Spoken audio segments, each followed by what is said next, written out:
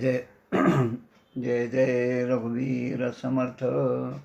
शुका सारिखे पूर्ण वैराग्य जाचे, वसिष्ठा परिज्ञान योगेश्वराचे.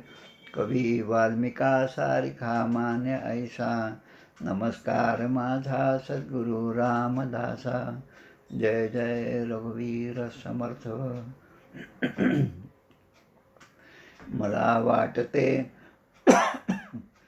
मला वाटते अंतरी त्वा वसावे, तुझ्या दासबोधासी त्वा बोध व्हावे.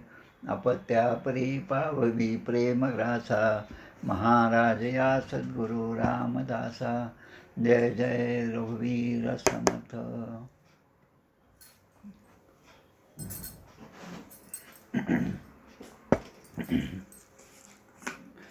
श्री कृष्ण गोविंद हरे मुरारे, हे नाथ नारायण वासुदेव. प्रद्युम्न दामोदर विश्वनाथ, मुकुंद विष्णुर्भगवन् नमस्ते.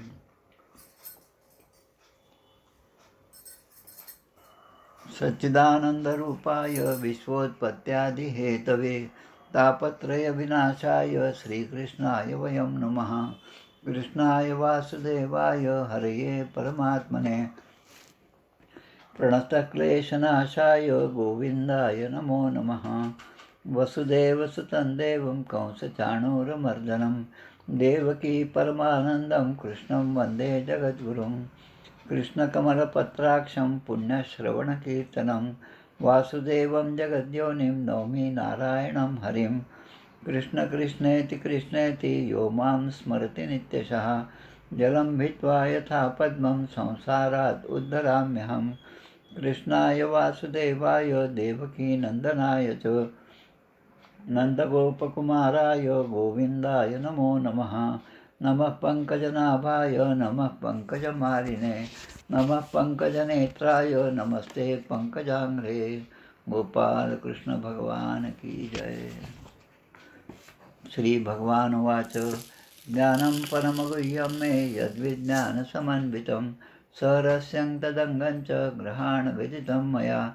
यावानहं यथा भावो यद्रूपगुणकर्मकः, तथैव तत्त्वविज्ञानमस्तु ते मदनुग्रहात्.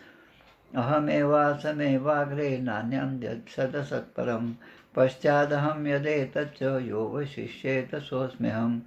वृतेर्थं यत् प्रतीयेत् न प्रतीयेत् चात्मनि, तद्विद्यादात्मनो मायां यथा भासो यथा तमः. यथा महान्ति भूतानि भूतेषु चावचेष्वनु, प्रविष्टान्यप्रविष्टानि तथा तेषु न तेष्वहम्. एतावदेव जिज्ञासं तत्त्वजिज्ञासुनात्मनः, अन्वयव्यतिरेकाभ्यां यत् स्यात् सर्वत्र सर्वदा. एतन्मतं समातिष्ठ परमेण समाधिना, भवान् कल्पविकल्पेषु न विमुह्यति कदाचित्. गोपाल कृष्ण भगवान की जय.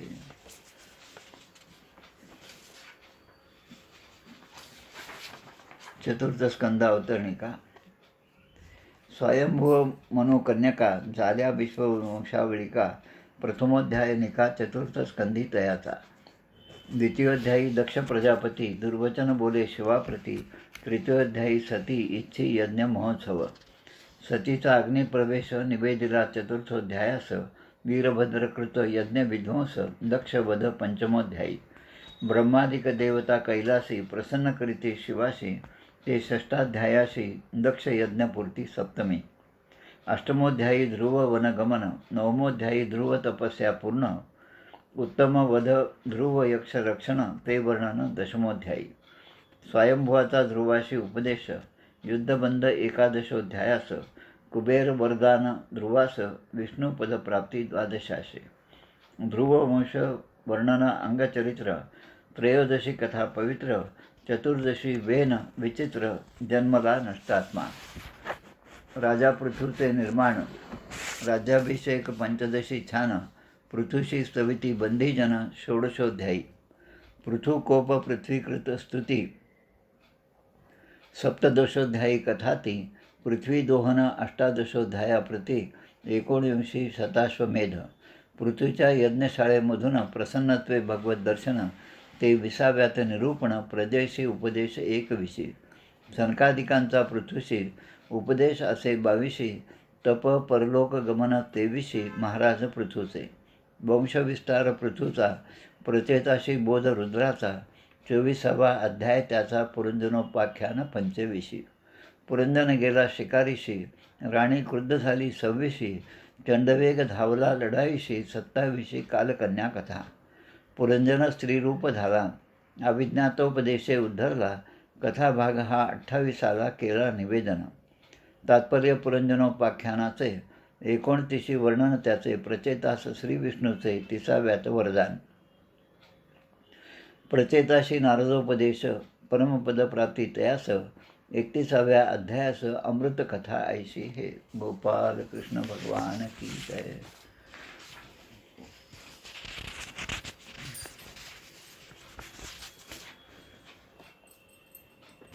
चौथ्या स्कंदातील 29वा अध्याय पुरंजनोपाख्यानाचे तात्पर्य हा आपला आजचा अध्याय आहे. मागील वेळेस आपण पाहिलं आणि आत्तापर्यंतच्या 4-5 अध्याय झाले. त्यामध्ये हळूहळू या पुरंजनोपाख्यानाचं महत्त्व जे आहे आणि त्याचा संदर्भ आणि आपल्याशी तर काय संबंध आहे हे आपण अधूनमधून पाहिलेलं आहे. आता हा पूर्ण अध्याय जो आहे तो या आख्यानाचं तात्पर्य सांगणारा असा अध्याय महर्षी व्यासाने लिहिलेला आहे. मागच्या वेळेस आपण एक उत्तरकांड रामचरितमानसामधला गोस्वामी तुलसीदासांचा एक दोहा पाहिला. ईश्वर अंश जीव अविनाशी चेतन अमल सहज सुखरासी. म्हणजे ईश्वरापासून निर्माण झालेला जीव जसा ईश्वर अविनाशी आहे तसा जीवसुद्धा अविनाशी आहे. चेतन अमल सहज सुखरासी. जीव हा ईश्वराचाच अंश आहे. त्यामुळे ईश्वराचे जे गुण आहेत ते जीवामध्ये आहेत. म्हणून तो अविनाशी आहे, चेतन आहे, निर्मल आहे आणि स्वभावाने सुखाची राशी भांडार असल्यासारखा तो आहे. आता हे जर असेल तर मग या जीवाला दुःख का प्राप्त होतं? या जीवाचा मृत्यू का होतो? तो चेतन आहे, मग तो मेल्यानंतर तो जड अचेतन असा कसा होतो? निर्मल आहे, मग तो मलविकारयुक्त कसा असतो? या गोष्टी ज्या आहेत त्या समजण्यासाठी या ठिकाणी पुरंजनाचं आख्यान दिलेलं आहे. देवर्षी नारदांनी या प्राचीन बरीला केलेला हा सगळा उपदेश आहे. रूपकात्मक कथा आहे. आता त्याचा थोडासा आपण अर्थ लावून घेण्याचा प्रयत्न करूया. खवा पुष्कळ आटवला, दूध आटवलं, खवा तयार झाला, साखर टाकली आणि एक मोठा गोळा तयार झाला. आता त्या मोठ्या गोळ्यातून हळूहळू लहान लहान आकाराचे पेढे तयार व्हायला लागले. आता हा पेढा गोड आहे का तो पेढा गोड आहे असा विचार करण्यापेक्षा त्या प्रत्येक पेढ्यामध्ये जी गोडी आहे ती त्या गोळ्यामधलीच आहे जे आपण स्वतः निर्माण केलं. आता हे जसं आहे तसं भगवंताचं जे तत्त्व आहे, भगवंताचं जे प्रगटीकरण आहे, जो निर्गुण होता तो सगुणामध्ये आला आणि सगुणामध्ये आलेला भगवंत म्हणजे त्या पेढ्याच्या मोठ्या गोळ्यासारखा आहे. आणि जीव जो आहे ते लहान लहान पेढे जसे आहेत तसा तो जीव आहे. आता त्यातला कोणताही अंश काढला तरी त्याची गोडी मात्र ती कायम आहे. तसा आत्मा जो आहे तो त्या परमात्म्याचा अंश असल्यामुळे तो अविनाशी आहे, चेतन आहे, निर्मल आहे आणि स्वभावाने सुखाची रासच आहे. पूर्ण भांडार सुखाचं जे आहे ते त्या आत्म्याच्या ठिकाणी आहे. आता हे जर खरं आहे, आत्म्याच्या ठिकाणी हे सगळे जे गुण आहेत, मग त्याच्या विरुद्ध आपल्याला का प्रतीत होतं? कारण त्या आत्म्याला तो निर्गुणाचा अंश असल्यामुळे आत्मासुद्धा निर्गुणच आहे, पण त्याला या ठिकाणी प्रगट होण्यासाठी कोणाचा तरी आधार घ्यावा लागतो. भगवंत जरी निर्गुण असले तरी त्या भगवंताला या ठिकाणी क्रिया करण्यासाठी मायेचा आश्रय घ्यावा लागतो. जीव आणि परमात्मा यांचं जसं नातं आहे तसं परमात्मा निर्गुण आहे, पण त्याला मायेचा आश्रय घेतल्याशिवाय या ठिकाणी त्याचं प्रगटीकरण होत नाही. त्याला कार्य करता येत नाही. स्वतःहून तो कार्य करू शकत नाही. यामुळे या ठिकाणी या आत्म्याला प्रगट होण्यासाठी तो आत्मा भडकटत राहतो. जेव्हा एखाद्याचा जीव जातो तेव्हा आपण 12-13 दिवसाचं सूतक पाळतो आणि 14व्या दिवशी आपण त्याला गोड जेवण म्हणतो. मग आता हे एवढे 13-14 दिवस जे आहेत तोपर्यंत तो आत्मा भटकत राहतो.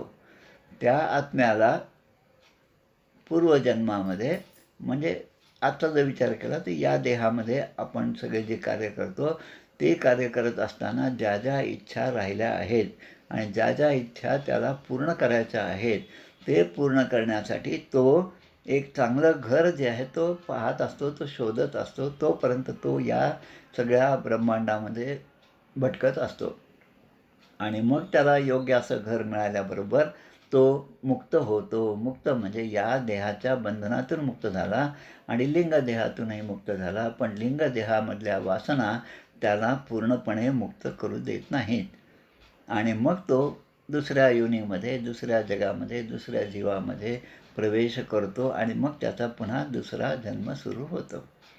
आता हेच जे आहे ते पुनर्जन्मोपाख्यानाचं तात्पर्य जे आहे ते अशाच प्रकारे या ठिकाणी समजावून सांगितलेलं आहे.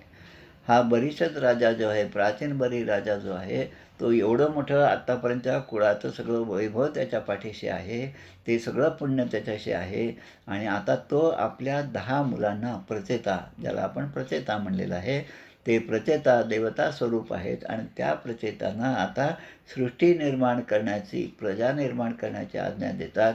पण हे प्रचेता जे आहेत ते म्हणतात की या सृष्टी निर्माण करण्यापूर्वी, प्रजा निर्माण करण्यापूर्वी आम्ही काहीतरी चांगलं अनुष्ठान केलं पाहिजे, व्रतवैकल्य केले पाहिजे आणि त्यासाठी ते व्रताला जाण्यासाठी 1000 वर्षाच्या व्रतासाठी, अनुष्ठानासाठी बसतात आणि त्यावेळेस त्यांची भेट या ठिकाणी भगवान शंकराशी होते. आपण मागचे सगळे हे अध्याय पाहिलेले आहेत आणि त्यामुळे आता हेच प्राचीन बरी जे आहेत ते आता या अध्यायाच्या सुरुवातीच्या श्लोकामध्ये म्हणतात, भगवंस्ते वचो स्मारभिर न सम्यक अवगम्यते कवयस्तत्विजानंती न वयम कर्म मोहिताः.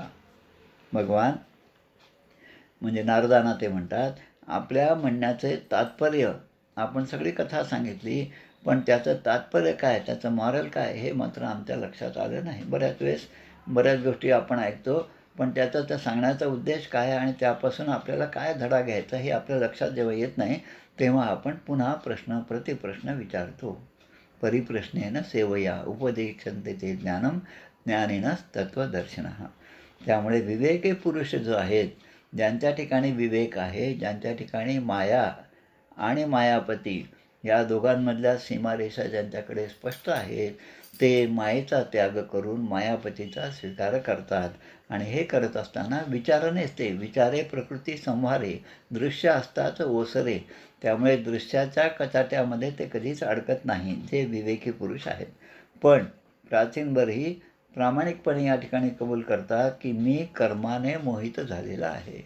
मला ज्यांनी या कर्मयोगाचा उपदेश दिला कदाचित त्यांनासुद्धा भगवंताचं दर्शन झालं नसेल असं मला आता वाटायला लागलं.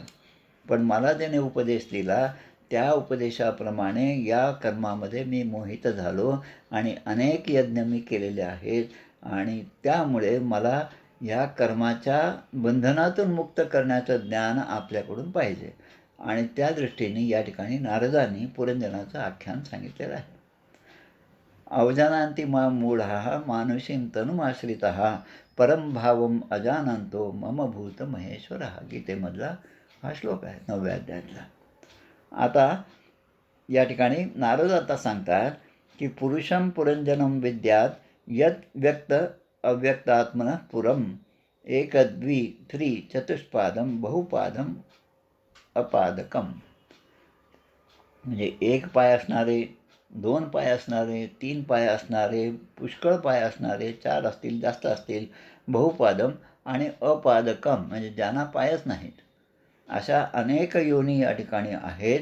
पण या सगळ्या योनींना निर्माण करणारा कोण आहे तर तो म्हणजे पुरंजन आहे.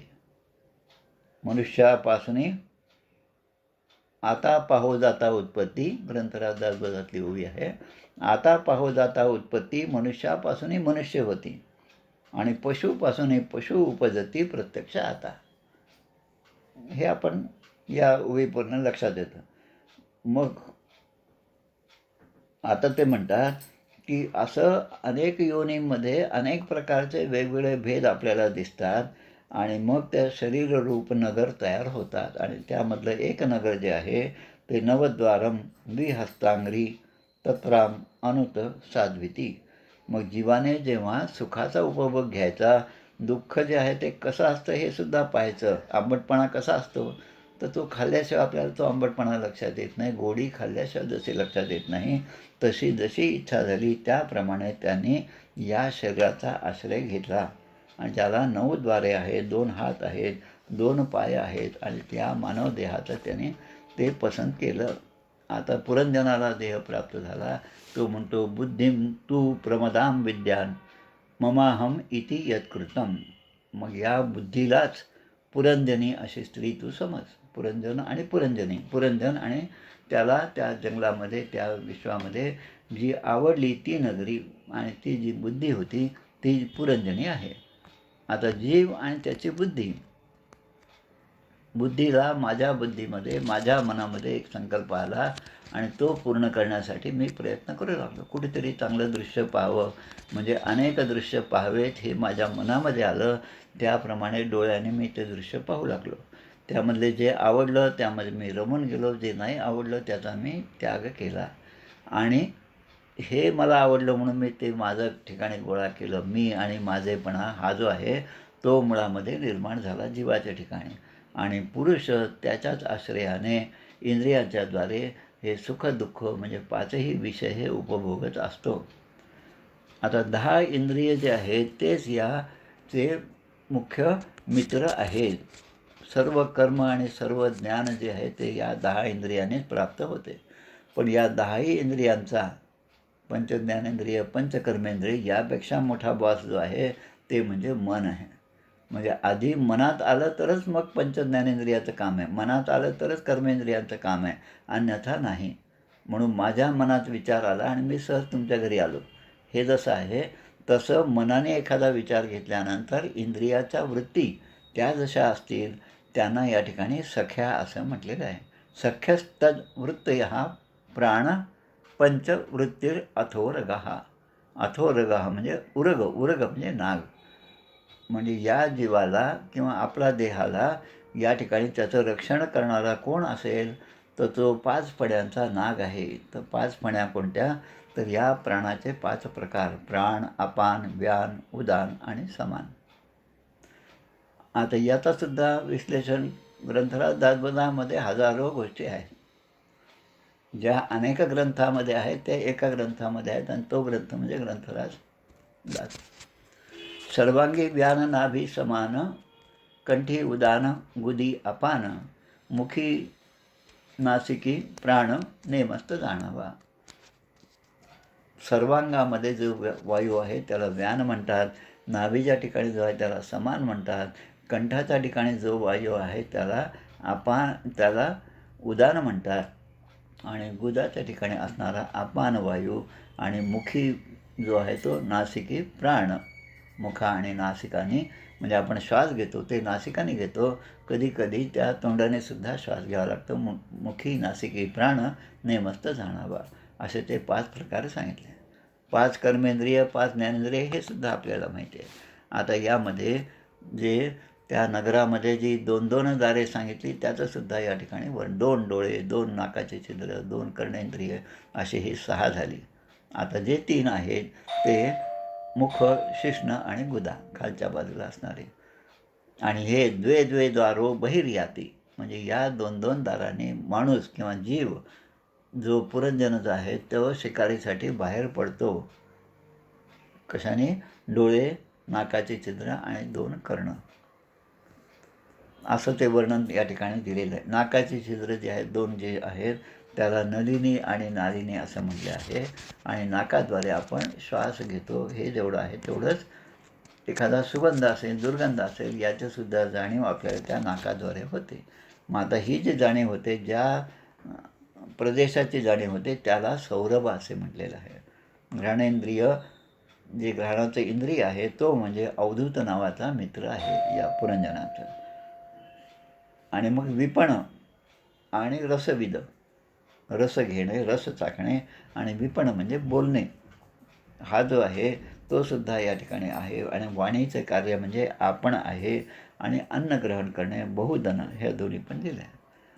त्याचप्रमाणे या ठिकाणी अजून एक छान गोष्ट सांगली. प्रवृत्तंच निवृत्तंच शास्त्रम पंचाल संज्ञितम पितृयानम देवयानम श्रोतात श्रुत अधरात व्रजेत. म्हणजे या ठिकाणी दोन मार्ग दिलेले आहेत, प्रवृत्ती मार्ग आणि निवृत्ती मार्ग. आता प्रवृत्ती मार्ग म्हणजे माझी प्रवृत्ती अधर्माकडे आहे, निवृत्तीकडे माझी प्रवृत्ती आहे. लहान मुलगा लहानपणापासून जन्मापासूनच भगवंताच्या नामाचा छंद घेतो, ध्यास घेतो आणि त्यामध्ये तो रममाण होतो. ही पूर्वजन्मापासून त्याला मिळालेली ही सगळं पुंजी आहे. पण एखाद्याला कितीही चांगलं वातावरण असलं तरी तो त्या ठिकाणी रमत नाही. तो मात्र त्या म्हणजे काय म्हणतो आपण, चिखलामध्येच रमतो, एखाद्या वाईट गोष्टीमध्येच तो रमतो. हे जे आहे त्याच्या पूर्वकर्मानुसार होत असतं. म्हणून याला दोन मार्ग म्हटलेले आहेत, एक पितृयान मार्ग आणि देवयान मार्ग. पितृयान म्हणजे पितर म्हणजे जे संतुष्ट होतात किंवा संतुष्ट झाले नाहीत, असे दोन्हींची योनी म्हणजे पितरयोनी. मग असा मार्ग एक म्हणजे प्रवृत्तीचा मार्ग आणि दुसरा निवृत्तीचा मार्ग, जो भगवंताकडे आपल्याला घेऊन जातो. आसुरी मेंढ्रम वाग्द्वार्य वायो ग्रामीणाम रतिही उपस्थो दुर्मदः प्रोक्तो निवृत्तिर्गुद उच्यते. मग स्त्री संघ हा ग्रामक हा देश आहे आणि त्यासाठी लिंग हे जे शरीराचं जे अंग आहे ते पश्चिमेकडील द्वार आहे आणि गुदा हे निवृत्ती म्हणजे पश्चिमेकडील द्वार आहे. अशा प्रकारे पुढे देहो रथस्पिंद्रियाश्व संवत्सर अयोगती अरयोगती, म्हणजे हा देह जो आहे तोच रथ आहे, शरीर हा हेच रथ आहे. आणि म्हणून दशरथ हे जे नाव आहे, दशरथ म्हणजे पंचज्ञानेंद्रिय पंचकर्मेंद्रिय हे जे 10 इंद्रिय आहेत त्याला दशरथ हे नाम प्राप्त झाले. आता या दशरथाच्या त्या रथाचा त्याचे जे घोडे जे आहेत ते ज्ञानेंद्रिय रूपी घोडे आहेत. ज्ञानेंद्रिय म्हणजे आपले डोळे, नाक, कान, जीभ आणि त्वचा. आणि आता संवत्सर जो आहे म्हणजे 1 वर्ष गेलं, 2रं वर्ष, 3रं वर्ष, कित्येक वर्ष चालले आणि आता आपण वाढदिवस साजरे करतो. आता त्याला काही ठराविक वर्षानंतर वाढदिवस म्हणण्यापेक्षा आता ते आपण क्षयाकडे जात असतो. त्यामुळे तो साजरा करण्यासारखी गोष्ट नाही, पण ती सावध होण्यासारखी गोष्ट आहे. आता तरी सावध हो, इतकी वर्ष गेले, आता तरी सावध हो. सावधान सावधान वाचे बोले रामनाम. खूप छान आहे, समर्थांची रचना आहे, खूप छान अभंग आहे. मुळामध्ये तो अभंग ऐकावा. अनेक कीर्तनकार त्यावर खूप रसाळ असं कीर्तन करत असतात. आता पुढे दिलं आहे द्विकर्मचक्र स्त्रीगुणध्वजा. हा या रथाला द्विकर्मचक्र दोन काय आहे की पाप आणि पुण्य ही त्याची चाकं आहेत. चांगलं काम केलं तर पुण्य जे आहेत त्यामध्ये संचय होतो, वाईट काम केलं तर पापाचा संचय होतो. आणि हे दोघे व्यवस्थित चालायचे असतील तर पाप आणि पुण्य हे दोन्ही न करता त्यापासून आपण अलिप्त राहणं, म्हणजे पापापासून अलिप्त राहणं, कारण पाप भोगावं लागतात.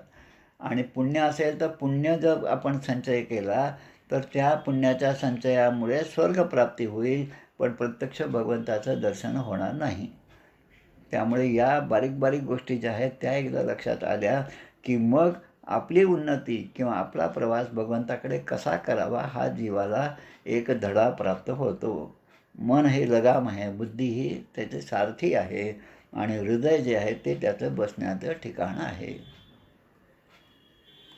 कारण हृदय जो आहे त्या ठिकाणी भगवंताचा वास व्हावा, भगवंताने येऊन त्या ठिकाणी राहावं, असं ते आसन आपलं स्वच्छ असलं पाहिजे, तरच भगवंत त्या हृद्देशे तवार्जुन. ब्राह्मयन यंत्ररूढाने म्हणजे यंत्राच्या प्रमाणे सगळं भ्रमण करत असतात, सगळे जीव भरकटत असतात, पण ज्याच्या हृदयामध्ये भगवंताने निवास केलेला आहे त्याची गती मात्र भगवंताकडेच राहणार आहे. पंचकर्मेंद्रिय त्याच्या गती आहे. जसा जीव मृगजळाप्रमाणे खोट्या विषयांच्या मागे धावत जातो, तसं आता म्हणतात की ज्याच्याद्वारे काळाचे ज्ञान होते. आता काळाचे ज्ञान कसं असतं, कालचा दिवस आजचा दिवस हे काळं म्हणजे एक घड्याळ जे आहे ते घड्याळ आपल्याला काळाचं स्मरण करून देतं. त्यामुळे पूजा करत असताना घड्याळालासुद्धा आरती ओवाळायला काही हरकत नाही, कारण ते आपल्याला ज्ञान करून देतं की आज 70 वर्ष झाले, आज 80 वर्ष झाले, आज 85 वर्ष झाले. आता तरी मला या संसाराच्या गुरफटण्यापासून मला दूर काढणारा कोणीतरी भेटला पाहिजे. ज्याच्याद्वारे काळाचे ज्ञान होते ते म्हणजे संवत्सर आहे. आणि या कथेमध्ये जे चंडवेगाचं नाव आले ते चंडवेग म्हणजेच हा संवत्सर आहे. तो गंधर्वांचा राजा आहे आणि म्हणून त्याच्या जोडीला 360 गंधर्व आणि गंधर्वणी दिल्या. तर ते 360 दिवस आहेत आणि 360 गंधर्वी स्त्रिया आहेत. म्हणजे दिवस आहे आणि रात्र आहे आणि ते आळीपाळीने मनुष्याचे आयुष्य हरण करत जातात. मागच्या वर्षी जेवढं माझ्यामध्ये उत्साह होता तो यावर्षी राहत नाही. पुढच्या वर्षी कमी झालेला उत्साह पुन्हा मला अनुभवायला येतो. असा अनुभव प्रत्येकाचा आहे. आणि म्हणून पुढच्या श्लोकात म्हटलं, कालकन्या जरा साक्षात लोकस्तान नाभिनंदती स्वसारम जगृहे मृत्यू क्षयाय यवनेश्वर. वृद्धावस्था ही प्राप्त होणं ही म्हणजेच कालकन्या आहे. ती जरा आहे आणि वृद्धावस्था कोणालाही नको असतं. मी चांगलंच दिसलं पाहिजे म्हणून सगळं ब्युटी पार्लर आहे आणि त्याला कोणीही पुरुष पसंत करत नाही.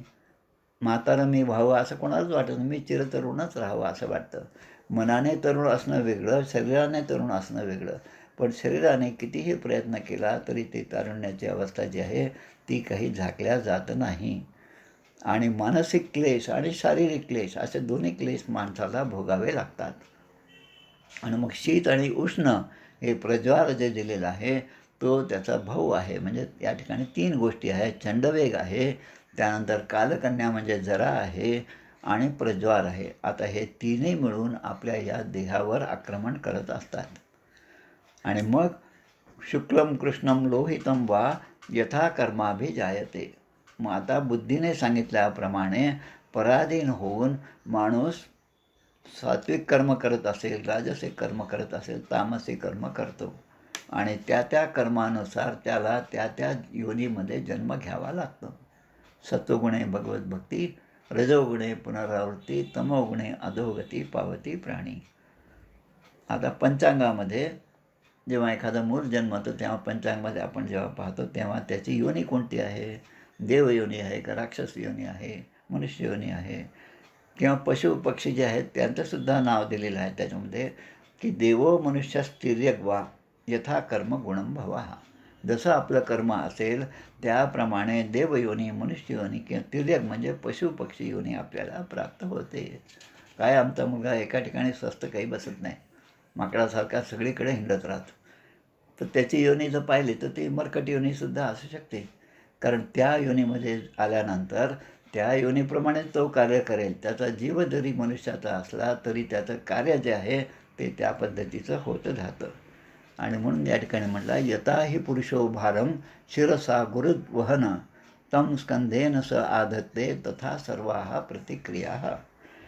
म्हणजे आधिदैविक, आधिभौतिक आणि आध्यात्मिक हे 3 ताप जे आहेत ते माणसाला कधीही सोडत नाहीत. त्यामधला आधिदैविक म्हणजे मागच्या जन्माचं झालं, आधिभौतिक म्हणजे आताच आहे आणि आध्यात्मिक असे 3 भाग दिले आहेत. त्यामध्ये की ह्या सगळ्या यातनाच आहेत, दुःख देणाऱ्याच आहेत आणि यापासून सर्वथा सुटका होऊ शकत नाही आणि झाली तरी ती तात्कालिक असते. जसं एखादं पोतं खूप वजनदार आहे आणि मला ते उचलून न्यायचं आहे, तर मी सुरुवातीला उत्साह असल्यामुळे मी काय करतो ते डोक्यावर घेतो आणि चालतो. 10 पावलं गेल्यावर मला असं वाटतं की खूप आता डोक्याला भार झालेला आहे म्हणून ती मी पोटाशी घेतो आणि त्याला आवळतो आणि मग पुन्हा 4-5 पावलं चालत जातो. ते सुद्धा जेव्हा जड होतं तेव्हा मग मी ते पाठीवर घेतो आणि पुन्हा 4-5 पावलं जातो. अशा प्रकारे तो भार आहे तसाच आहे, त्यामध्ये फरक नाही. पण माझ्या त्या सहन करण्याच्या शक्तीनुसार मी कधी डोक्यावर घेतो, कधी खांद्यावर घेतो, कधी पोटाशी त्याला आवळून धरतो, कधी पाठीवर घेतो. तसं यथा हि पुरुषो भारम शिरसा गुरुद्वहन तम स्कंधेन स आदत्ते तथा सर्वाः प्रतिक्रिया. आणि अशा वेळेस मग काय सांगितलं आपल्याला की वासुदेव भगवती भक्तियोग समाहिता सदृचीनेन वैराग्यम ज्ञानम च जनयिष्यती. वैराग्य, ज्ञान हे जे आहे आणि भक्ती जे आहे त्याचं प्रादुर्भाव, त्याचं निर्माण आपल्या जीवामध्ये कसं होईल, की त्या भगवंतामध्ये एकाग्रपूर्वक सम्यक ज्ञानाने जर आपण भक्तिभाव आपला असेल तरच ज्ञान आणि वैराग्य प्राप्त होईल. आता वैराग्य कशाचं? विषयांपासून वैराग्य. आणि ज्ञान कशाचं? भगवंताच्या अस्तित्वाचं, भगवंताच्या कर्तृत्वाचं, भगवंताच्या मोठेपणाचं, सर्वावर एकाच दृष्टीने पाहणाऱ्या भगवंताचे जे गुण आहेत ते गुणसुद्धा आपल्याला प्राप्त व्हावे. पण यासाठी मूळ जी आहे ती भक्ती आहे. भागवत महात्म्यामध्ये आपण पाहिलं, भक्ती जी माता आहे ती तरुण आहे, पण तिचे 2 मुलं जे आहेत ज्ञान आणि वैराग्य हे वृद्ध झालेले आहेत. मग आता ते सांगतात की म्हणून काय करायचं? यत्र भागवता राजन साधवो विशदाशया भगवद्गुणकथा कथन श्रवण व्यग्र चेतसः.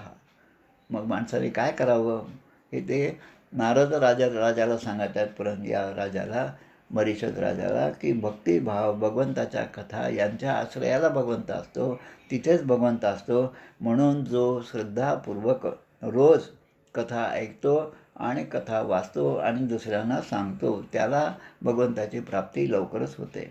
आणि म्हणून ज्या ठिकाणी भगवद्गुण सांगण्यासाठी 10 लोक एकत्र येत असतील 4:30च्या सत्संगामध्ये, तर तिथे ऐकण्यासाठी तत्पर असलंच पाहिजे. एखाद्या दिवशी सत्संग नाही झाला तर माझं काहीतरी चुकलं, माझ्याकडनं काहीतरी चूक झाली, ही हुरहुर माणसाला लागली पाहिजे. सत्संगापासून दूर होणं म्हणजे मरण आहे आणि सत्संगात राहणं म्हणजे जीवन आहे. आणि म्हणून जे लोक अखंड या चरित्ररूपी अमृताच्या सेवनामध्ये असतात त्यांचा सत्संग आपल्याला घडला पाहिजे. आणि जे लोक अतृप्त होऊन, अतृप्त म्हणजे कितीही श्रवण केले तरी अतृप्ती, श्रवणाच्या बाबतीमध्ये आणि भगवंताच्या कथांच्या बाबतीमध्ये नेहमी अतृप्तीच असली पाहिजे. आम्ही 4-5 भागवत सप्ताह ऐकले, आता पुन्हा काय ऐकायचं? तेच पुन्हा पुन्हा सांगतात, त्याच गोष्टी, तेच भजनं, कशाला जायचं असं म्हणून जर आपण राहिलो तर आपल्याला अजून तो स्पर्श झालेला नाही भगवंताच्या अस्तित्वाचा. आणि म्हणून तहान, भूक, भय, शोक, मोह हे जे आपल्याला नेहमी बाधा करणारे आहेत त्याचा विसर पडण्यासाठी माणसाने अखंडपणे अशा भक्तांच्या सत्संगतीमध्ये राहिलं पाहिजे. आता पुढचा श्लोक आहे फार महत्त्वाचा. प्रजापती पती साक्षात भगवान गिरीशो मनुः दक्षादय प्रजा दक्षा नैष्ठिका सनकादय. आता किती मोठमोठ्या महात्म्यांची नावं दिलीत या ठिकाणी पहा. प्रजापतींचे पती असणारे ब्रह्मदेव, भगवान शंकर, स्वयंभू मनु, दक्षादी प्रजापतीगण, सनकादी ऋषी असो किंवा ब्रह्मदेवाचे 10 पुत्र असो, अत्री, मरीची, अंगिरा, पुलत्स्य, पुलं हे सगळे असो, आणि म्हणतात स्वतः मी नारद असो, की जितके ब्रह्मज्ञानी मुनी आहेत ते खरं म्हणजे वाङ्मयात पारंगत आहेत, पण तप, उपासना आणि समाधीच्या द्वारे सुद्धा ते भगवंताला पाहू शकले नाहीत. आता असा जर श्लोक असेल तर मी मोठा फार वक्ता आहे आणि मला सगळं ज्ञान आहे असं जे अहंकार जो आहे तो किती खोटा आहे हे सहजपणे आपल्या लक्षात येतं. आता पुढचा एक श्लोक आहे की हृदयामध्ये वारंवार चिंतन केल्यामुळे भगवान ज्यावेळी ज्याच्यावर कृपा करतात त्याचाच लौकिक व्यवहार आणि वैदिक कर्माविषयी दुराग्रह तो सोडू शकतो. जसं भक्त कबीरांचं एक वचन आहे, ते म्हणतात राम हमारा जप करे हम बैठे आराम. म्हणजे आता इतकं नाम घेतलेलं आहे, आता भगवंतालाच या कबीरांचं नाम घेण्याची वेळ आली आणि भगवंत नेहमीच त्यांच्या मागे उभे असतात, त्यांची कृपा त्याच्यावर असते. आणि ती कृपा असल्यामुळे लौकिक व्यवहार करणं हळूहळू ते सोडून देतात. लौकिक व्यवहाराची गरजच उरत नाही. लौकिक व्यवहार म्हणजे स्नान, संध्या, जप हे जे आहेत हे आपण का करतो? कारण हृदयाची शुद्धी, चित्तशुद्धी, आणि एकदा चित्तशुद्धी झाली की मग भगवंताचं वास्तव्य त्या ठिकाणी होण्यासाठी भक्तीचा उदय झाला की ज्ञान आणि वैराग्य हे आपोआपच येतं. एखाद्या लेकरूवाळ्या आईला जर घरी आपल्याला भोजनासाठी निमंत्रण द्यायचं तर तुमच्या कडेवरच्या मुलाला सुद्धा घेऊन या, असं काही वेगळं सांगावं लागत नाही. ती मुलं आपोआप त्या आईबरोबर जसे येतात तसं एकदा भक्ती उत्पन्न झाली की ज्ञान आणि वैराग्य आपोआपच होतं. म्हणून ते सांगतात, नारद बरीषमन राजाला सांगतात की तू कर्मामध्ये बुद्धी ठेवू नको. आणि कर्म ही ऐकण्यास गोड वाटतात. मी सत्कर्म केलं, मी आज दान दिलं, मी आज चांगलं काहीतरी केलं, दुसऱ्याला मदत केली, हे सगळं ऐकायला छान वाटतं. दुसऱ्याला सांगताना तर अजून छान वाटतं. पण त्यामध्ये अभिमान दडलेला असतो आणि म्हणून परमार्थाला स्पर्श त्यामध्ये नसतो. आणि म्हणून या पूर्वेकडे तोंड केलेल्या दर्भानी सगळी पृथ्वी आच्छादित झाली आहे, एवढं तुझं कर्म आहे. अनेक पशूंचा या यज्ञाच्या वेळेस तू बळीसुद्धा दिलेला आहे. पण वास्तविक कर्म जे आहे ते भगवंताच्याकडे नेणारं आहे आणि भगवंतामध्ये चित्त स्थिर होणं हीच खरी उपासना आहे. आणि त्या दोन्हीसाठी वंचित राहिलेला आहेस. आणि म्हणून नारद म्हणतात की तुला मी आता एक चांगल्या प्रकारचे गुप्त साधनं सांगतो. हे साधनंसुद्धा तेवढंच महत्त्वाचं आहे. छोटीशीच गोष्ट आहे त्याच्यामध्ये. एक हरीण आणि हरिणीचं रूपक त्या ठिकाणी दिलं आहे. एक हरीण आहे, हरिणी आहे आणि हे दोघे अगदी आनंदामध्ये कोवळं गवत दिसलं आणि ते गवत खाण्यासाठी मग्न झालेले आहेत. आता ते इतके मग्न झालेले आहेत की बाजूला भुंगे आहेत, ते गुंजारव करीत आहेत. त्यांचासुद्धा श्रवण ते करत आहेत. म्हणजे एकीकडे त्या भुंग्यांचं श्रवण करतात, गुंजारव जो आहे तो श्रवण करतात, दुसरीकडे हिरवं गवत खाण्यामध्ये मग्न आहेत. आता तिसरीकडची परिस्थिती जी आहे ती, आता दुसरे जीव मारून पोट भरणार आहे. असं कोण? तर लांडगे. ते लांडगेसुद्धा भोवतीच आहे त्याच्या. पण त्या लांडग्यांच्याकडे त्यांचं लक्ष नाही. आणि त्यांचं लक्ष आपल्या स्वतःच्या विषयाच्या आनंदाकडेच आहे. आणि त्यांच्या पाठीमागे एक शिकारी आहे. आता हा शिकारी यांचा वध करण्यासाठी आलेला आहे. त्याने बाणसुद्धा सोडलेला आहे. पण हे हरीण आणि हरिणी आपल्या संसारामध्ये इतके बेसावध राहिलेले आहेत की त्याला या आपल्या होणाऱ्या मृत्यूचासुद्धा विचार त्यांच्या मनामध्ये येत नाही. म्हणून मरणाच्या जबड्यातील हरीण जो आहे तो राजा तूच आहेस. त्यामुळे तू या तुझ्या दशेवर विचार करा. भोजन आणि स्त्री संग अशा तुच्छ भोगांना तू भोगत आहेस. त्यामुळे स्त्रियांच्या संगतीत राहून आपले मन त्यांच्यामध्ये तू गुंतवलेले आहेस. ते मन आता तू या ठिकाणून काढ आणि भगवंताच्या ठिकाणी तू शरण जा. तू आपल्या हृदयामध्ये भगवंताला स्थिर कर आणि ते केलं तर मग तुला हा ग्रहस्थान सोडून परमहंसाचा आश्रय प्राप्त होईल आणि श्रीहरींना तू प्रसन्न कर. आणि जसा जसा श्रीहरींना तू प्रसन्न करशील तशी भक्ती तुझ्या ठिकाणी दृढ होईल, कर्माच्या बंधनातून तुझी मुक्ती होईल आणि तू विषयापासून परावृत्त होशील. म्हणजे ज्ञान आणि वैराग्य हे दोन्ही तुला प्राप्त होईल. आता राजाने पुन्हा 2 प्रश्न विचारले की आत्तापर्यंत मला या कर्मामध्ये ज्यांनी उपदेश केला, कदाचित त्या माझ्या आचार्यांनासुद्धा हे महत्त्वाच्या गोष्टी आहेत त्या कळायला नसतील म्हणून त्यांनी मला सांगितलं नाही आणि त्यामुळेच मी कर्मामध्ये लिप्त झालो. पण आता तुम्ही सांगितल्यामुळे मला बऱ्याच गोष्टी नव्याने समजलेल्या आहेत. कर्मण्यारभते येन पुमान इह विहायतम अमुत्रान्येन देहेन ज्येष्ठानी स यदश्नुते. मग नारद म्हणतात की या मनाच्या द्वारा जे पुत्र माझे मुलं आहेत, माझा संसार आहे, देह आहे, मी आहे असं मी म्हणत होतो, तोच त्यांच्यासाठी केलेल्या पाप पुण्यादी कर्मांना स्वतःचे कर्म मानतो. म्हणजे इथे मुख्य गोष्ट काय आहे, कर्म जे आहे ते माझं आहे असं आपण जेव्हा म्हणतो तिथेच धोका आहे. पण कर्म हे भगवंताच्या आज्ञेने मी करत आहे असं म्हणलं की धोका नाही. नोकर आहे, मालक आहे, मालकाने एक पेटी दिली, नोकराला सांगितलं ही पेटी घे आणि माझ्याबरोबर चल. आता पेटीत काय याचा तो विचार करत नाही, पण मालकाने सांगितलं ना ती पेटी उचलायची तर पेटी उचलतो. जिथपर्यंत न्यायची तिथपर्यंत नेतो, खाली ठेव म्हणजे खाली ठेवतो. त्यामध्ये काय याचा विचार तो जसा करत नाही तसं प्रत्येक कर्म करत असताना हे मला सद्गुरूने दिलेलं कर्म आहे, शास्त्रविहित कर्म आहे, शास्त्राने सांगितलेलं कर्म आहे आणि ते कर्म मी करत आहे याचा अभिमान न बाळगता ते कर्म करणं म्हणजे त्या कर्माच्या बंधनातून मुक्त होणं असं आहे.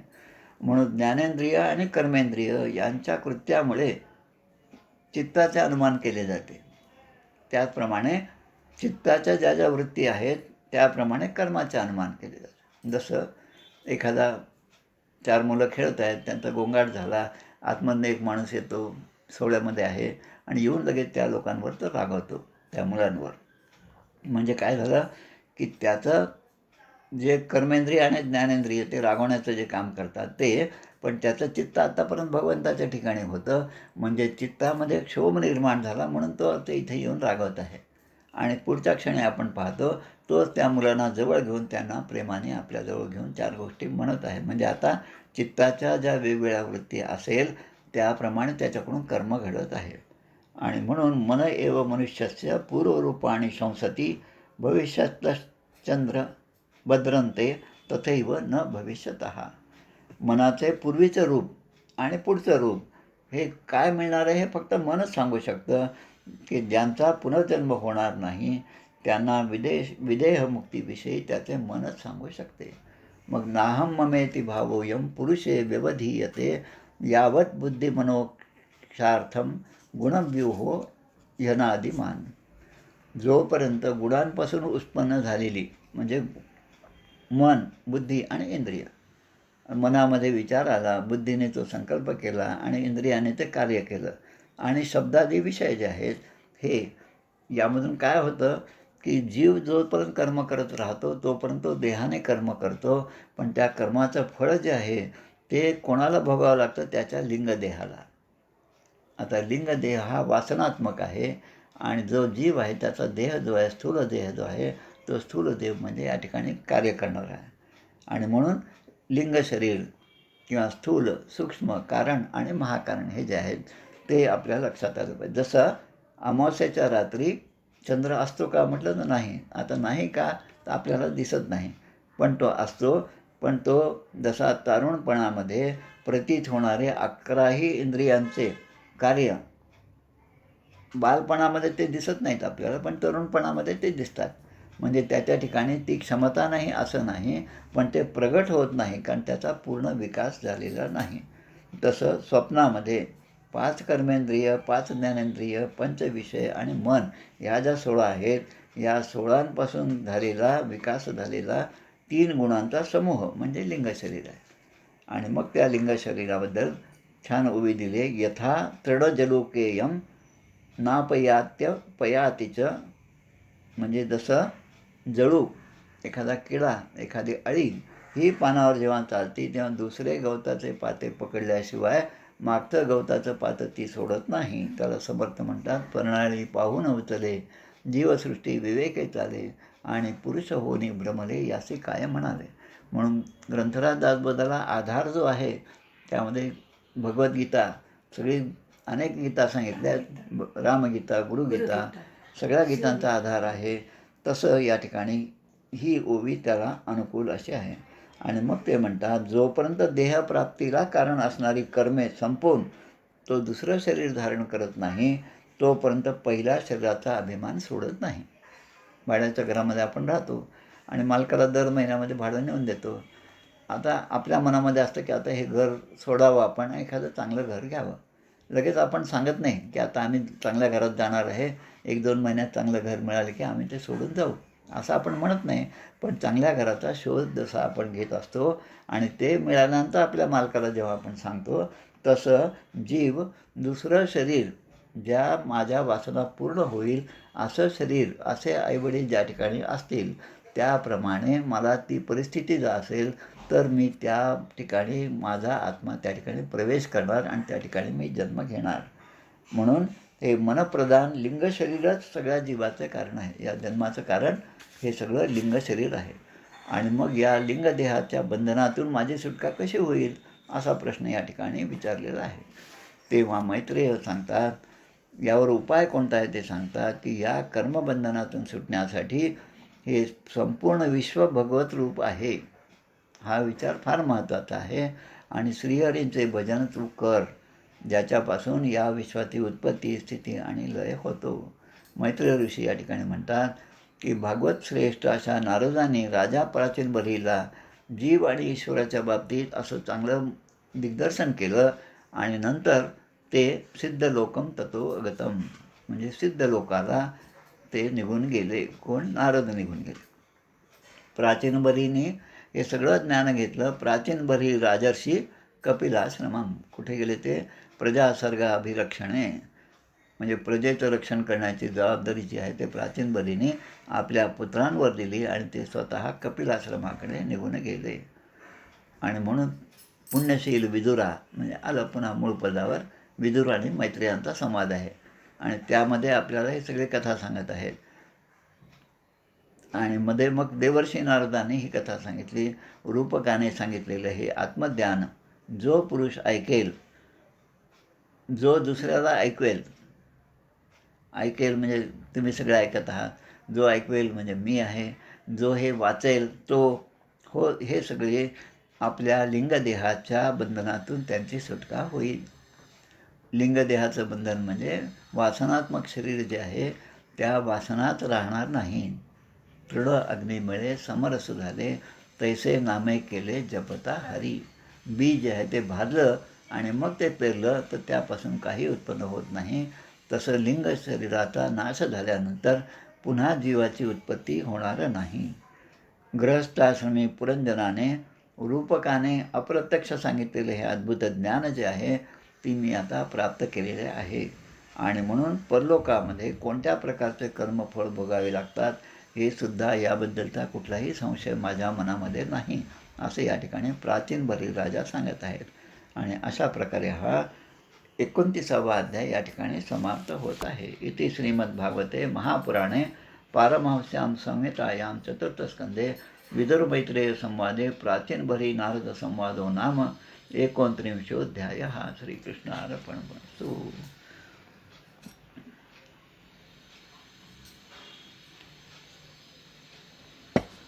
आता या स्कंदामधले 2च अध्याय राहिले. प्रचेतांना भगवान विष्णूचे वरदान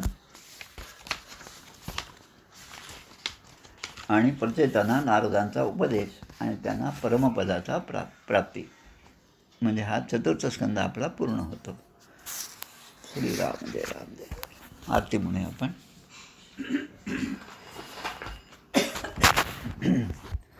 जय हो जय श्री भागवता, आरती करी तुझ भगवंता. जय हो जय श्री भागवता, आरती करी तुझ भगवंता. श्री शुकमुनीने परम भक्तीने नाना परीने गायले जा हरिचरिता. आरती करी तुझ भगवंता. वेद तरुचे मधुर फळ, स्वादुरसे जे सोज्वळ. आत्मा राम मुनी अचल, सेवुनी करीती जन सफळ. महापर्वणी आली अवनी, की अगहरिणी भवजलतरणी ती पतिता. आरती करी तुझ भगवंता. येथे व्यासाची वाणी, सार्थक हरिगुण गावोनी. शास्त्र पुराणी मुकुटमणी, परमा प्रेमामृत जननी. सहज सेविता भाविक भक्ता, उदारदाता मोक्ष तत्वता देहाता. आरती करी तुझ भगवंता. गमते जणू मानस तीर्थ, 12 सोपाने युक्त. निर्मल भक्ती जले भरित, विहरे हरिहंस चितेथ. श्लोक सुकुमले संत अलिकुले, सेवुनि रमले भान विसरले रसपीता. आरती करी तुझ भगवंता. अपार महिमा ग्रंथाचा, वदवे ना कोणासाचा. मेवा कविवर संताचा, प्राणची कीर्तनकाराचा. जणुबोधाचा स्वयंप्रभेचा, 12 कळीचा रवी अंतरीचा तमहरता. आरती करी तुझ भगवंता. ग्रंथ नवे हा श्रीकृष्ण, गीते वेधी अनन्य होता या शरण. खचित टळे जन्म मरण, त्रितापजाती चिरये शांती. नाथै वदती रामपदी ठेवी माथा.